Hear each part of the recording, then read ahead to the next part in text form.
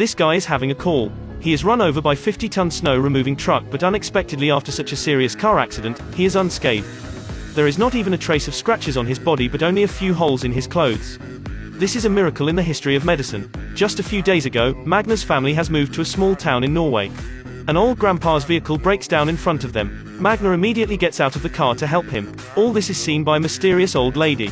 She steps forward and touches Magne's forehead. A magical light suddenly appears in his eyes and is accompanied by a flash of lightning. The guy looks senseless. He gets back in the car and wants to roll down the window, but he has pulled off the handle. At this time, Magne says, "I think it will rain soon." The mother doesn't believe him because there are no clouds in the sky. How can it rain? When she hasn't finished saying.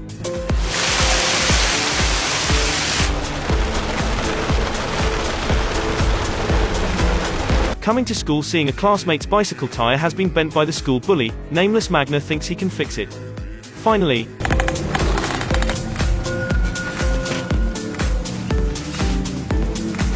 in class, the eyes with high myopia since the 3rd grade are miraculously better.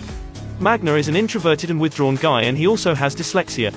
The mother comes to the principal's office to explain the situation to the principal, but Magne keeps looking at the glass. He has a premonition that the glass will be shattered in 5 seconds. 5 seconds later. Because of Magne character, his classmates exclude him, but only Isolde is willing to let him be her desk mate because in others' eyes, Isolde is also a freak.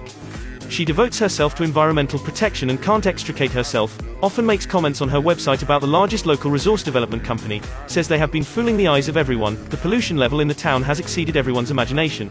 Magne and Isolde quickly become good friends.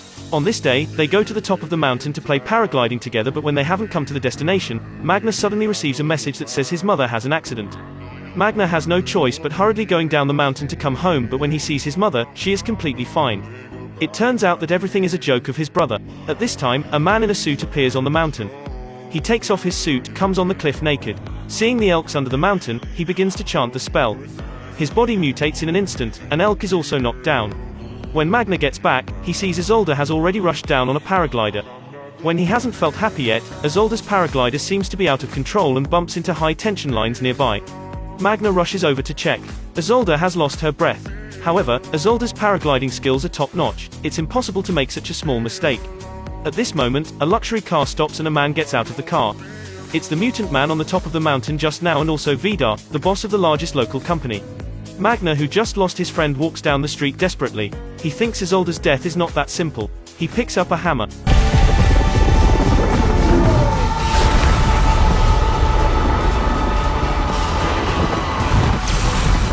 Magne is washing his face. He looks up and shocks himself, but when looking again, he is like this. Magne can't believe in his eyes. What he doesn't know is that he has gained Thor's power. After he threw the hammer to the sky yesterday, suddenly flashes of lightning appeared in the sky. What kind of fearful power is this? Vidar finds Magne's mother the next day. He takes out his phone and asks who was the bastard smashed his car with the hammer. Enlarging the photo to see, isn't this her family's hammer? She comes home and questions Magne. Why did you smash someone's car? Didn't you play enough when you were young? Do you want your mother to work at his company? Magne can't believe this. How could the hammer go so far? He opens the map and measures. The distance is more than 1,500 meters. The current world record holder is no more than 80 meters. On the other side, Isolde's death is treated as an accident, but only Magne knows Isolde's paragliding skills are top-notch. It was impossible that she knew there were high-tension lines ahead but still rushed forward. Obviously, before getting on the paraglider, Isolde was already dead. Magne keeps thinking that Isolde's death has a connection with Vidar. He goes to the worship where Isolde's accident happened, but unexpectedly, Vidar is already here. He seems to be looking for something. After seeing Magne, he quickly hides. The next day, Magne's family attends Isolde's funeral, but after coming home, there is already a mess inside, but strangely nothing is missing. It seems that someone was finding something. The brother finds the tramp at the door, forces him to tell the truth. A few hours ago, a luxury car parked here, there was also a fierce dog inside.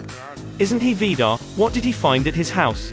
Magne suddenly remembers after Isolde died, her phone hasn't been found yet. Can it be that Vidar thinks he picked it up? Can it be that there are hidden secrets on the phone?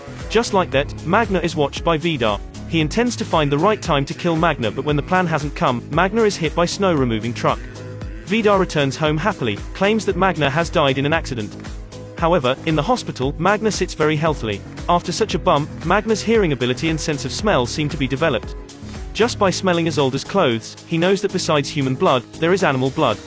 An old lady's hand touches the guy's forehead, a strange light suddenly appears in the man's eyes and is accompanied by a flash of lightning.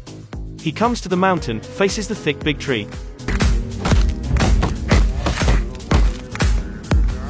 Just after a while, the big tree crashes down. The running speed reaches 6.98 seconds amazingly. Magne's principal is Vidar's wife. He asks his wife to invite Magne to their house as a guest and persuades Magne to drink magic wine. Magne's nature is kindled, he dances on the table, no one knows what he is dancing. Is this the legendary dance of Thor? Besides showing up to the principal, he also shows his supernatural power. He offers to wrestle with the principal, but unexpectedly, when they start, Magne feels something is wrong. How can the power of an ordinary person be stronger than him? The principal also feels that Magne is not a normal person. Before generating power, Magne suddenly notices that the principal's hand has changed. Raising head and looking at her face, Magne almost spits out. When he is distracted, the principal suddenly exerts her power. The table is broken. After returning home, Magne begins to reel all kinds of ancient books and records, wants to find out what wine he drank last night. That wine comes from a Norse myth. As he continues reading, he sees a sorceress giving a warrior magic eyes like the old lady who touched his head that day. Magne quickly finds that old lady. She no longer hides anymore. It turns out that Magne is the legendary Thor and Vidar's family is the giants clan fighting against the gods. Vidar's company controls the economic lifeline of the entire town. Their company discharges a lot of toxic substances into the town, but the whole town depends on Vidar's company, they can only turn a blind eye. The old lady gave Magne magic eyes because of his kindness. She wants Magne to stand up and fight the giants clan. The school holds a camping party. Vidar calls Magne aside, prepares to test Magne again with the god's language. Are you a giant or Thor? Magne doesn't expect that he can understand. He hits Vidar back decisively.